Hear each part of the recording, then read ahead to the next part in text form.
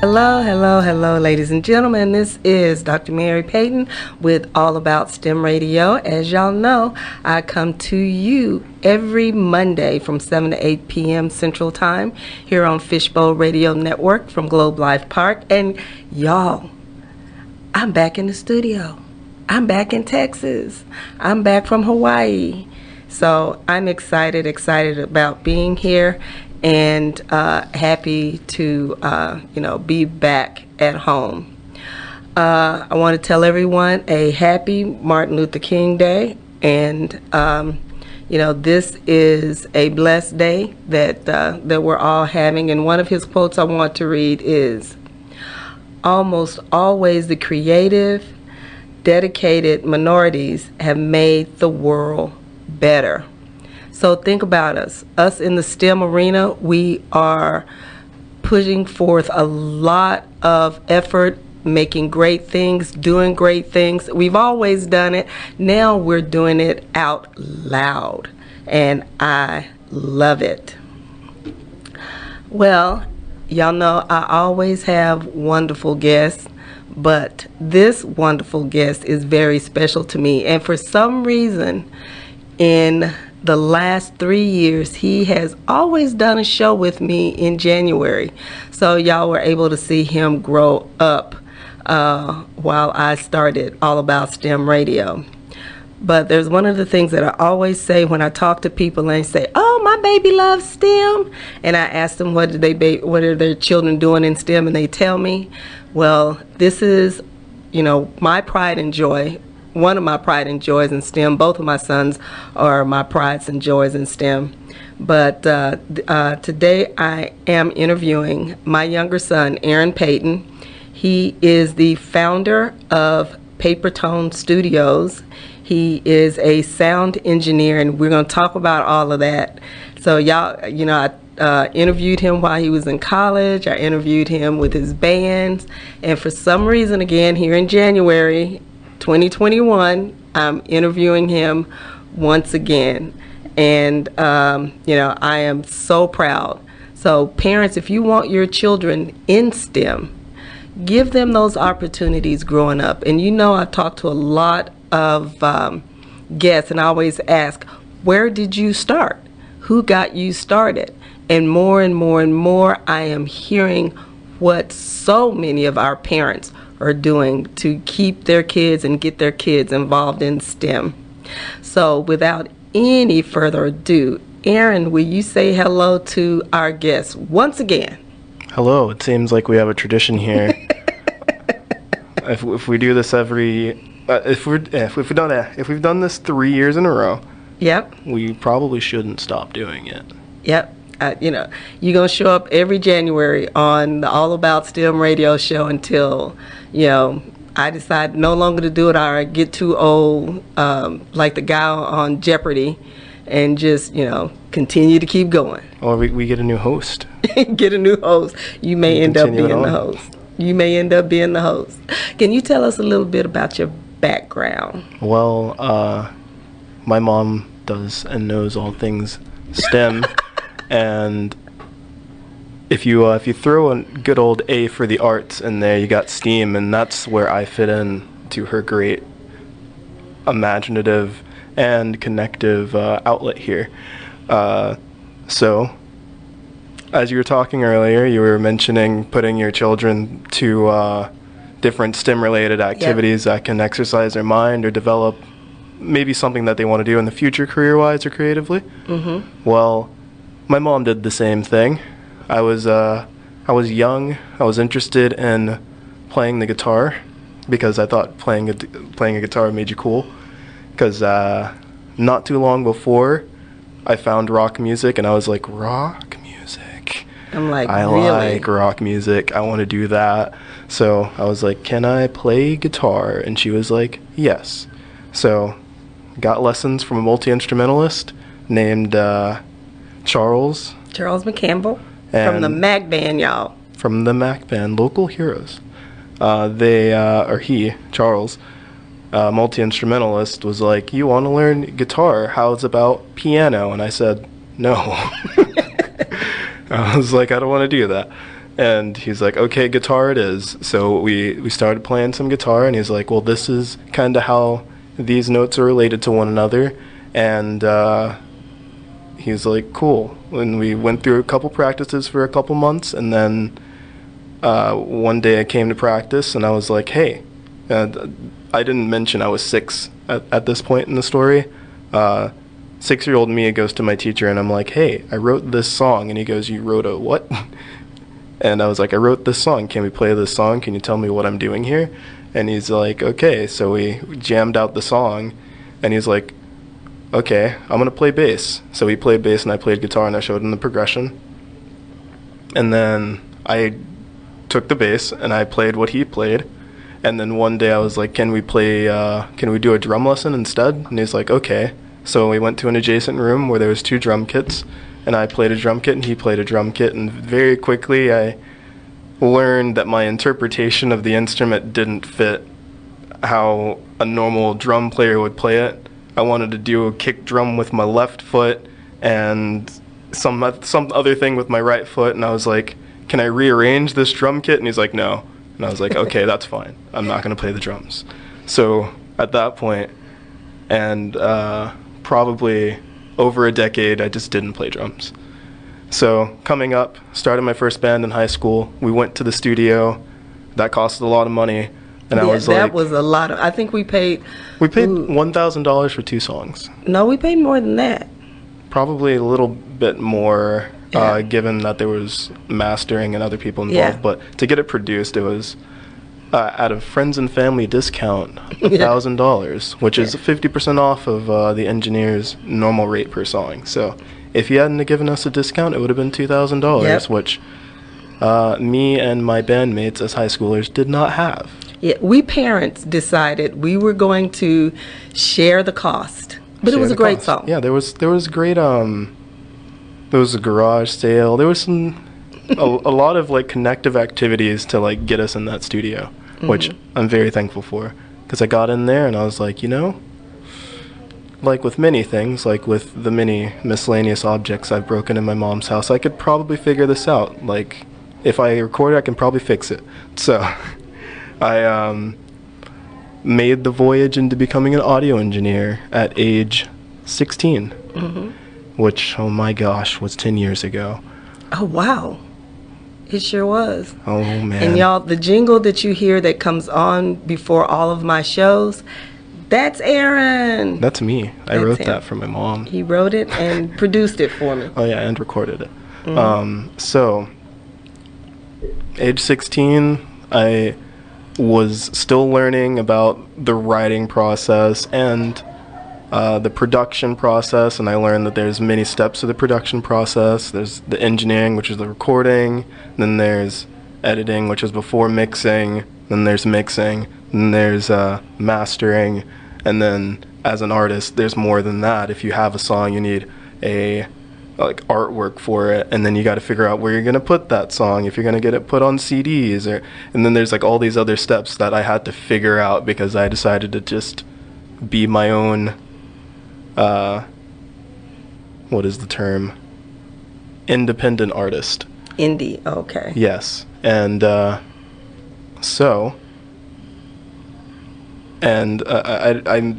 just realized I skipped one very important part about the what was that? The music making process, for me at least. I know some people don't do this, but the collaborative process, being able to communicate with other creators and other creatives, and boy, did my first band not know how to communicate.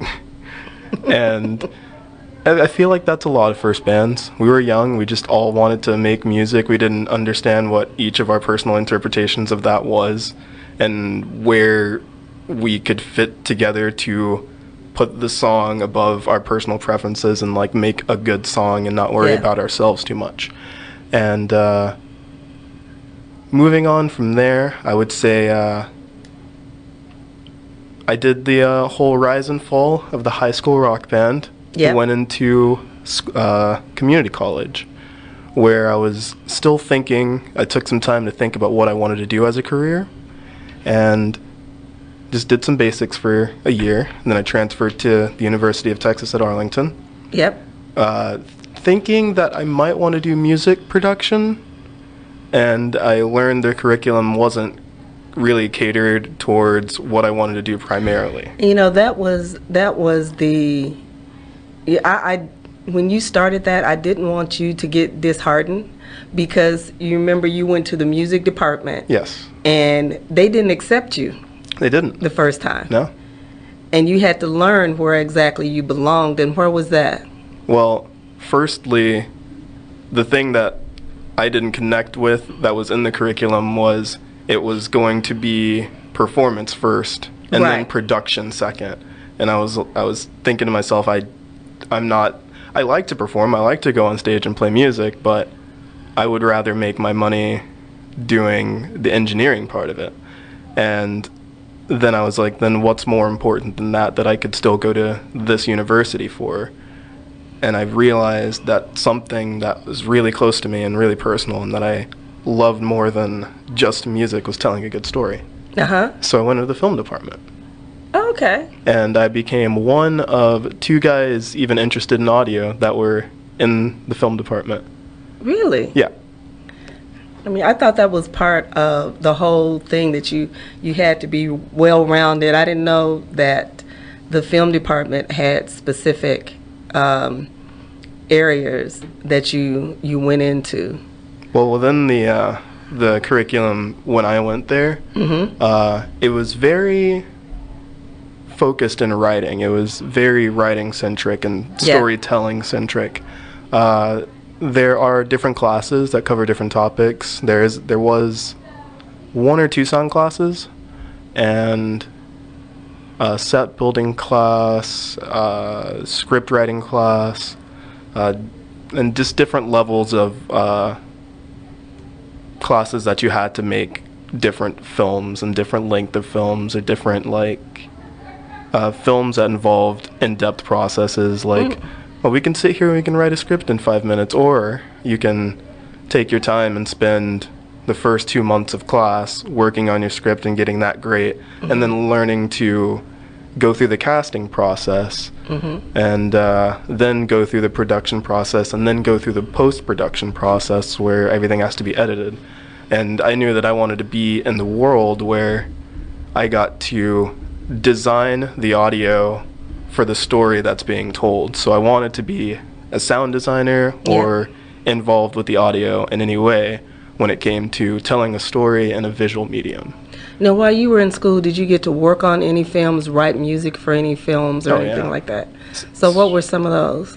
So very quickly, people noticed that I was one of the few guys very interested in doing sound. So very quickly, people were like, "You're gonna be my guy. You're gonna be my sound guy." And I was like, "Yes, yes. Give me the opportunities. Give me the just something to work on, just something to chew on to hone my skills and get better." And the first project I worked on was a collaborative piece with a couple of my friends, M.R. Grant and May McNeil, and we wrote a short film called MIDI, which was just it's like everyone's first film. It's not the greatest thing, just overly emotional, a little bit dramatic, but I knew what I wanted to go for with the audio and with the main song. Yeah. The main piece of music that would go throughout the entire film, which was marrying, I'm about to use this term a lot on this interview kind of thing, is the term marrying.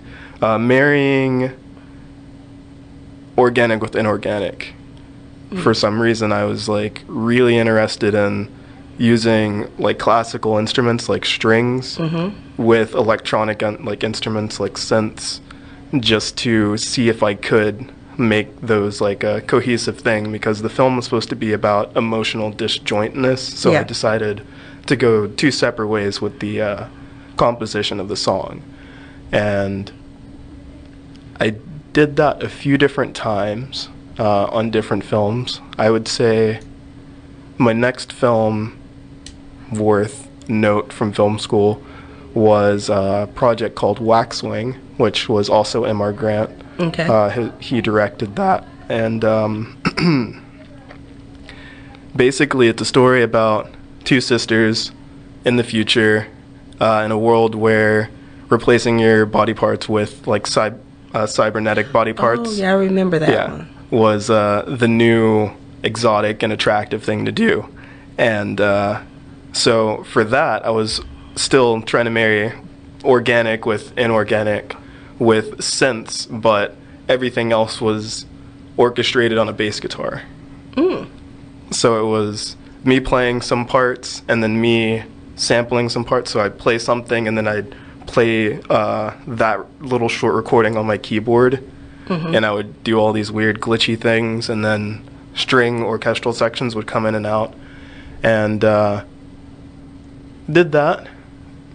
Made a couple films. I directed one called Interim, which is kind of like a silent film. There's absolutely no dialogue in it. Oh. It's completely action-based. Okay. And I recorded everything on set without any audio, and then I went through and I sound designed the entire thing from scratch. And it was kind of like a test for myself to see if I had learned about building atmosphere in a film. So I gave myself no atmosphere to begin with, and then had to start from literally nothing. And I thought that was a really good test for myself exiting film school. So it's spring of 2018 now, and I'm graduating. I'm about to walk and see all my friends there, and I'm like, great, man, we all made it. This is good. This feels nice. Like we've all been through the trenches together to get these degrees, and then we're all going to go off into the world and do that great thing called filmmaking. And then I don't know, like 4 months went by, and then 8 months went by, and I was like, oh, where's the job force? Where am I supposed to get work? Okay. Ladies and gentlemen, if you are just joining us, this is Dr. Mary Payton with All About STEM Radio, and as you know, I come to you every Monday from 7 to 8 p.m. Central Time here at Fishbowl Radio Network in Globe Life Park, Arlington. And today I have my guest as my every January guest, my wonderful son, Aaron. So you've seen him grow up a little bit in the business, and we are talking about him being a sound engineer, audio engineer, and the founder of PaperTone Studios. So Aaron, you graduated from college, and then what happened? I do want to take a step back, since you mentioned the founder of the PaperTone Studios. While I was in college, me and a bandmate of mine, his name's Harrison, we would always refer to different things. The way that we referred to sounds was always ridiculous, and we eventually came up with the term PaperTone. And in college, I created a logo, and I used it as my company name that didn't exist yet, or my production company that didn't exist yet. And I just kind of slapped it on the little projects I would do at school. And leaving school, I didn't really think about the name or think about that too much. Yeah. Even though if I were to have a company of my own or a business of my own, I was going to name it that. So leaving school, there was a little bit of a drought. I didn't know where the work was. I didn't completely understand that as a filmmaker, we're like our own businesses. We're independent contractors majority of the time. Yeah. Unless you are working for a consistent client, like a news network or a local station. TV station. And you did I intern. did do that. You did intern for a while with one. I think I was there for 6 months, maybe even longer, because I was still going to school. Yeah. When I had an internship for the City of Irving's TV network. And after I finished my internship, I wanted to move over to something more creative, because just covering news wasn't really doing it for me. It became this kind of repetitive task where I wasn't really enjoying it. So I stepped back out and kind of tried to figure out what everyone else was doing, what some of my teachers that were also filmmakers on the side or just teaching on the side from filmmaking, what they were doing and where they were getting work, or like who do I have to reach out to figure this question I have about where I'm going to get my creative juices out and also have it be a financially viable living. And eventually I started getting how do I phrase this, the jobs that people weren't too stoked about. Yeah, and you know what, you're saying this, and I graduated college a few years before you were even born. I'm teasing about that. I graduated college a long time ago, and that was the same thing. When I graduated college, finding my way in the job force was not taught to us back then. Yeah. And I'm finding it very strange that I'm hearing the same thing from you. And I saw you go through this. But, I ended up in the military, loved it, spent 29 years in it.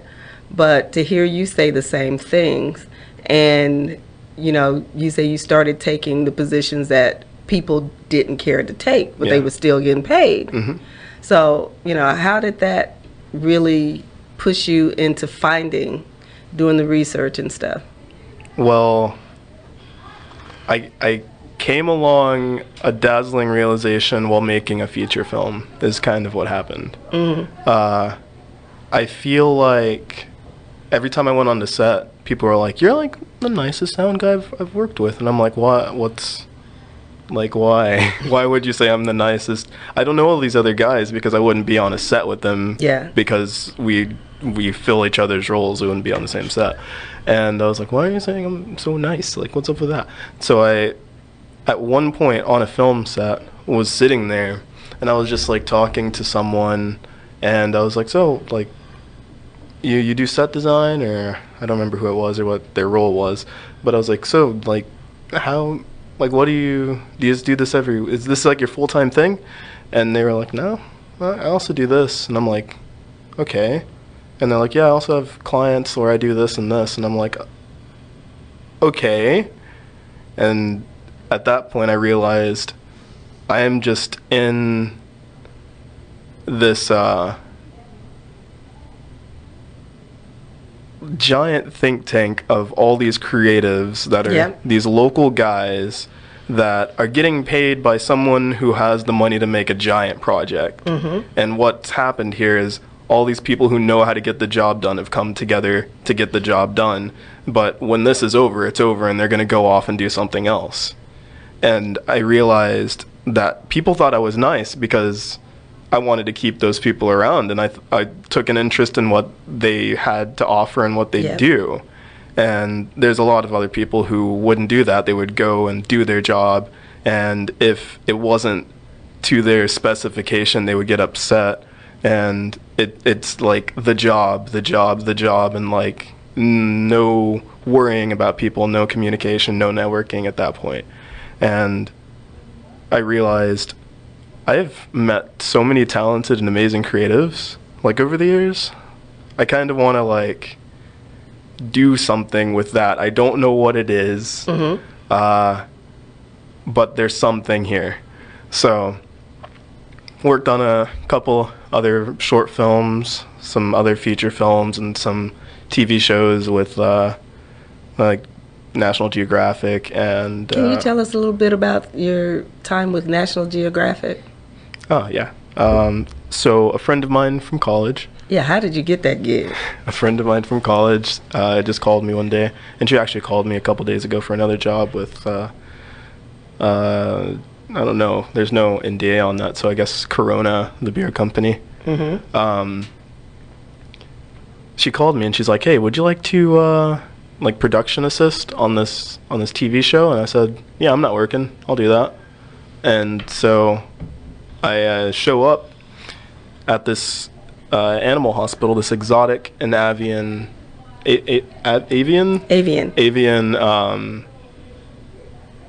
animal hospital, and they're like, "Oh, you're the new PA," and I'm like, "Yeah," and they're like, "Cool. We just need you to fill out some paperwork," and I pull it up, and it's like Nat Geo. Great. It's very much just like a, oh, okay, I'm doing this today thing, and essentially I spent a week and a half just being the best friend to some emus and kangaroos and cockatoos, all the ooze, and it was really nice. It was just. And what was the name of the TV show? I was what is it? It is Lone Star Vet with Dr. T. Oh, okay.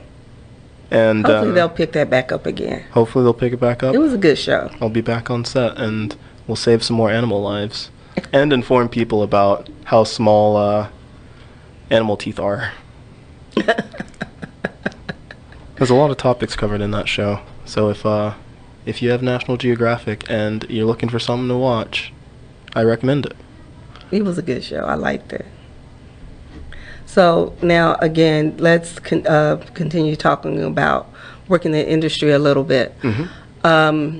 You said you were surrounding yourself with some of these wonderful and great people. Yes. But you also, were having to still find jobs because you're not in California, you're not in New York, you're not in Austin,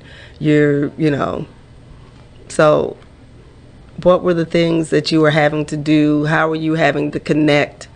How were you having to get into the know? Well, the big thing to note here is what I wanted to do, and what I still do, and what I'm getting to do more and more every day, Mm-hmm. is post-production sound. Mm-hmm. Now, a post-production sound engineer is typically going to work in an office with other editors. Right.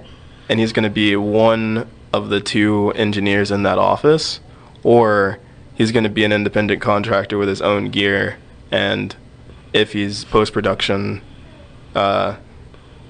he's going to have his own setup or a setup that he goes to. Mm-hmm. And if he's working in a post-production house, he's going to be handed the jobs that they get contracts for. And if he's not, and he has his own rig, then he has to find his own clients. And I realized I'm going to have to find my own clients after reaching out to as many post-production houses and just introducing myself and saying, hey, do you need a guy? Oh, you had a guy for the last 20 years? Okay, do you need a guy? And no response. So I realized I'm going to have to figure out where the people are that need this. And how did you do that? I had to find the people to fill the need. And what I did was I got on more sets as a location sound mixer and held a boom pole, just walked around, spent 12 hours on my feet with a microphone above my head, and I just hung out, and I was nice. I was like, hey guys, is there anything I can do for you? I know I'm out here holding the microphone. I know that's my job, but we're also people, and we can also support each other. We don't have to just ignore the other person because they're not paying our paycheck. We're all working to build a thing together. And the more I was on different sets, the more different creatives I met, and the more people were interested and willing to say, I know a guy who can do that. And I kind of entered the network as a guy who could do post-production sound engineering. And then the more I do of that job, the more is out in the world saying that I'm that kind of worker, that audio engineer. So as of now, I am doing that full time, but there's one more year in this story before we get to today where I feel like the most development happened, and that was 2020. The most, I'll say, elaborate and pivot-inducing year for probably all of the U.S., if not the entire world. Okay. All right, before we go there, hey, ladies and gentlemen, if you are just now joining us, because I'm starting to see people pop up on Facebook Live feed. Hey, Linda. She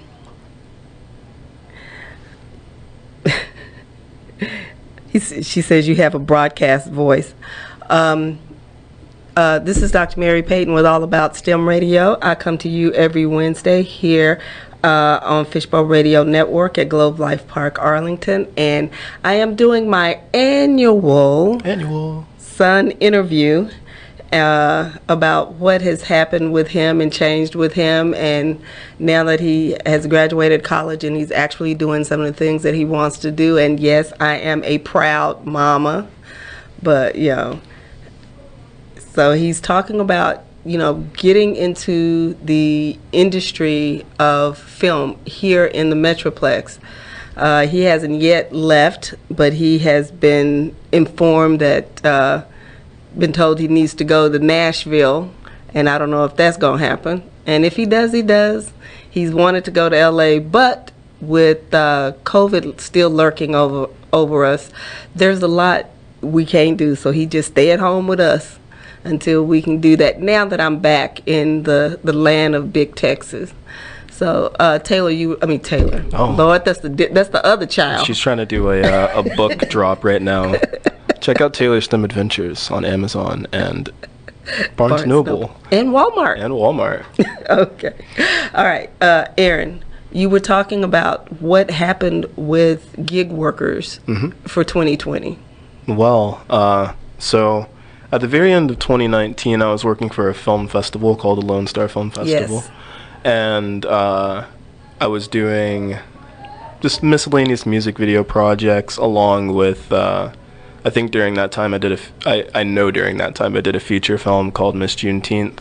Oh yeah, well I want to talk about that too, but keep going. And things are great. Like I exited that and I did the National Geographic show, and then 2020 January rolled by and I did a couple photography gigs, and then March hit and like all of everything in my calendar, every client in my calendar started canceling, and I was like, oh no. And of course there's a pandemic going on at this period, still is, and everyone's canceling, even my creative outlet, because at the time I was still in multiple bands and we had shows booked. All those shows got canceled. And I was like just getting my forward momentum going from 2019. So it was a lot of forward motion, a lot of personal progress into like kind of a screeching halt. And there was a lot of interesting pivots, not only in the local music scene, but in the local filmmaking scene. There were some moves made that were very unsafe by local productions that were just basically, what are they called, fine print and paperwork that were like, if you enter our set, you also forfeit any ability to sue us if you get this pandemic. Oh. Yeah, that got snuck into a lot of productions' paperworks, and very quickly people were like, okay guys, don't like read your documents before you sign anything. If you're going to get on a set during this time, and if you can hold off on it until people figure out what kind of pivot they're going to do to make these sets more safe for everyone involved. And we saw a lot of interesting things on a national scale where production, what is the term for like giant, almost city-sized place where people work. Yeah. That's something with a C, I can't remember. Basically, those giant city-sized sets where people would go in, like Atlanta or New York, those were also getting a bunch of cases on the weekly, and then the cost for tests alone made productions even more difficult and even more costly. And for a while, they were holding on to trying to pump out as much content as they did the year before, but it wasn't working because it was getting more costly, and they didn't know where they were going to even show their movies. The film festival I did in 2019 and 2020 went completely digital after thinking long and hard about it. thinking long and hard if it would even clear up before November. So at the same time, I'm trying to figure out what I'm doing, because I wasn't writing any of my own music. Yeah. I was very interested and busy working on other people's music, and I was kind of approached by a client and friend of mine named Jay, often referred to as He's been on the show a couple of times. And he was like, let's make some videos, I guess. Let's just get together and we'll make some videos together. And we did. And I started recording some stuff. I directed a music video for my band, DTB, which we shot over the course of a couple months. And then we stopped and kind of looked at this pandemic and then finished shooting and released that early in June, I believe. And then... And what was the name of that song? Dog Water. Dog Water. And where can someone find that? That is on YouTube. Okay. DTB, Dog Water. Okay. So before we go any further with this, where would somebody find your music or your studio? Instagram, Facebook, handles. Your handles, IMDb, because he is on IMDb, y'all. That's my baby. So if you're looking for my production credits for films or short films, you can just type in my full name, which is Aaron Morgan Payton. That is AARONMORGAN PAYTON. You'll find me on IMDb, and you can see what I've done as of late. But if you're looking for stuff that I've done personally, for my company PaperTone, which is a media production company and audio engineering company, you can find all of that on PaperToneStudio.com. And to kind of get us through the end of where I am in our story, which is halfway through 2020, it leads right into my production company and kind of why I decided to take it more seriously. Yeah. So I found myself not only behind my audio gear, making things sound the way that I think they should sound, I also found myself behind the camera a lot more often. And I had also been met with a lot of the creatives that I had met over the years also wanting to do something. They wanted to, I guess, satisfy that urge to create and to work on a set and to do something over the year or half a year that they hadn't been doing anything. And so I just kind of called some of the people I knew in the world of audio and some people I knew in the world of video and just started making connections to make these really interesting and visually compelling like music projects that I started calling PaperTone sessions. And a few of them we shot at Main at Southside, which is a venue in Fort Worth. Yeah. A few of them were shot at your house. I noticed. A lot. I'm in Hawaii, and I'm like, where are my figurines that are supposed to be on that bookcase? They are somewhere so they don't get broken. Yeah. So we got into set design, which is why the figurines were moved. And I decided to figure out how I would think things would be more visually appealing and how I could add camera movement to make things more interesting, how I could apply lighting to make things more dramatic. And I got a little bit more versed on what I want to do visually in the world and not only auditorily, which I'd been doing most of the time, which is working how to communicate with my band members or working how to use analog outboard gear versus digital plug-in based DAWs. And I feel like I had finally married those two worlds, my interest in video and my interest in audio. And so I was like, I think I'm proud enough of this thing to like finally say I'll do this for people. And I think that the products that I can provide are like of a good quality. I became extremely proud of everything that I'd worked towards in 2020, even though the year was not what we all expected. Yeah.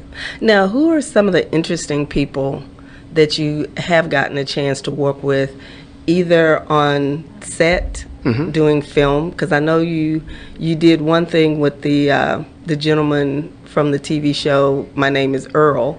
Oh, yeah. And then you did something with a country and western guy. I don't know if you're allowed to say his name. I mean, you have worked with some people. Oh, yeah. I've worked with some of the cast of, what is that, Stranger Things. I have also, I'm trying to remember his name. You know, I'm not going to say his name, the country western singer. I, at some point in the next week, will be working with Tony Romo. I also... Oh, just throw that out. I also met Shake Anderson, who I'm Mr. Shake. I'm trying to be your intern. He has been a session musician and produced music for probably longer than I've been alive. He also did the soundtrack to Dr. Dolittle, which went double platinum. So if I can one day achieve what he has achieved, I would be more than stoked. But to kind of put into scope everything that I've been talking about in this radio interview, I feel like creatives, not only in DFW, but in the grand scheme of the world, like the biggest thing that they do is take an idea, especially in a collaborative sense, and troubleshoot it to see if there are problems and figure out how to solve those problems. And as a creative myself, I almost didn't realize that not taking myself seriously was a problem. And in creating the work that I was most proud of last year, I kind of troubleshot my way into realizing I need to make a portfolio and have a website and have an LLC and get a trademark for the name that I want to put all my stuff under, because it's only a side hustle until you buy an LLC. I love that comment. When you made that comment to me the other day when I got back from the islands, and you said, "Mom, I need to do a LLC." And I'm like, "You haven't already done one?" You're like, "No." I'm like, "Okay." Because, you know, I've been on you for the last couple of years to make sure you own your name, make sure you own this. And you're like, "Oh, Mom, you know, I'm still working." But I think COVID has made us all think differently about things. Because even with this show, I am starting to really notice that, I mean, I've always interviewed extremely heavy hitters, but I've always looked at this as, oh, this is just something I like to do. But in the last few months, I mean, I've had to speak at conferences. I've had quite a few book sales that I'm like, where did these book sales come from? I've, you know, I have actually turned this into kind of a business. Yeah. So, you know, but yeah, I think we're going to be walking that journey together a little bit. Oh, yeah. I got a question for you, and I'm going to answer the same question. Well, two questions. What is one thing that you think is really important for the community, the STEM community, that you're most active in, and what are like two things that you would recommend for someone who is pursuing a career in STEM or something related? And I'll answer the same questions. Wait a minute, I'm interviewing you. But okay, I'll answer the question. Answer the question. Do it. You acting like that little young man who interviewed me last year, or year before last, came in with his mother, and then he turned the whole show on me. One, the thing that the STEM community needs more of, and I'm starting to work on some things, is knowing their history and knowing what they can do and owning what they can do. We've been doing this for years, because you know I've been doing this forever, and a lot of the things I do, somebody else's name has gone on it. We need to have ownership of what we do. And also, when I was teaching, I would tell kids, okay, I want you to find someone that looks like you. Because I had kids of all ethnicities. Find someone who looks like you, and I want you to do a research topic on them. And they would say, my Hispanic kids, my African American kids would say, we haven't done anything in science, or we haven't done anything in mathematics, or we haven't done anything in engineering. And teaching them who they are became a huge thing for me. And I'm loving the exhibit that they have on the steps at the Perot, and I have got to get over there to see that the artist just did. And he's got all of these different people in STEM, their pictures, and some of the things that they did as you go up the stairs to the Perot Museum in Dallas. They opened that up this week, and I'm like, I was just floored. I just totally fell in love with it.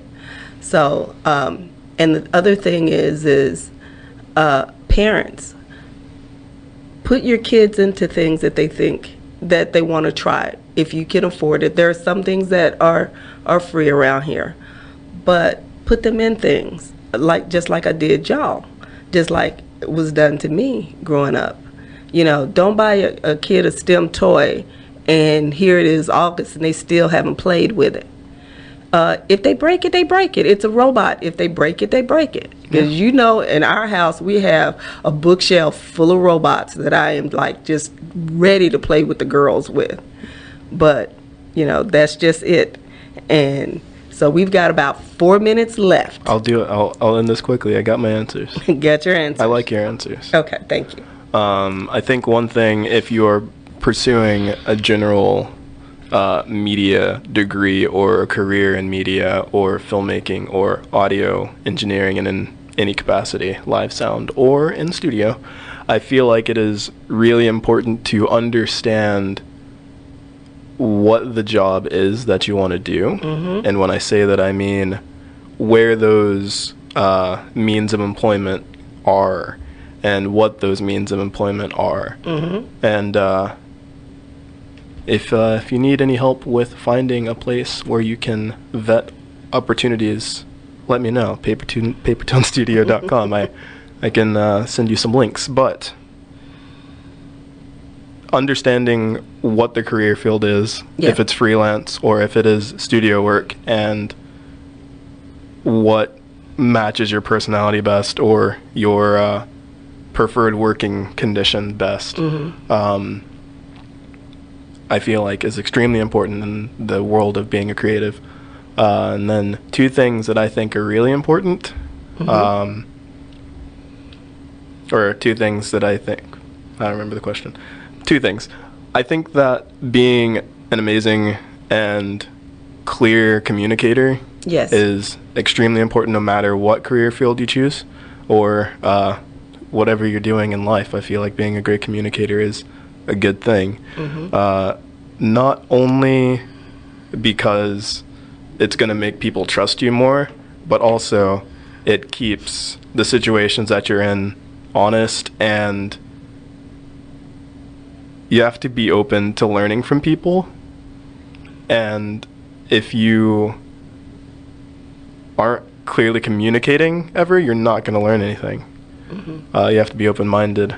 And I also think don't be afraid to ask for help. Like if you are going through a degree plan and you're not completely sure what you're going to do with your degree after, there are career advisors for that. I mean, of course, there's the internet. You can look up jobs before you're even in your junior year of whatever degree you're getting. I think there's career advisors and there's job centers. Yep. And they're people. They're people. Also, an interesting thing that Jay, also known as Jai1, told me that his brother did to get an internship was he really enjoyed things that people in movies did. So he sat there and he looked at people in the section of the film that he liked in the credits, and he just looked up those people on the internet and emailed them. Okay. Just simple as that. I didn't even They're just think people. about You can just go talk to people. Yep. And we don't have a problem with that. No. Yep. Well, hey, ladies and gentlemen, I have had another wonderful January interview with my loving son, Aaron Payton, who is the founder of PaperTone Studios. So if you need studio work, he's out there. And you can find him at papertonestudios.com. You can find him on Instagram at PaperTone Studios. At PaperTone Studio. As PaperTone Studio. And also he is a sound and audio engineer. Now, as we all know, if you missed this show or if you have somebody who is interested, please, the podcast will be up on Fishbowl Radio Network. Look for All About STEM Radio, and also find us on our YouTube channel. And because we do not charge for our shows, if you would like to donate, if you go to listen to the podcast on Fishbowl Radio, hit that donate button. I'll take whatever you want to give us, because this is so much fun. And next week I am so excited. I am going to have Mr. Neil Thompson will be on the show. He is the founder of Teach the Geek, and he has a YouTube channel, and he is also a STEM educator, a STEM professional. So please join us then. And thank you, Aaron, for coming on the show. Oh, yeah.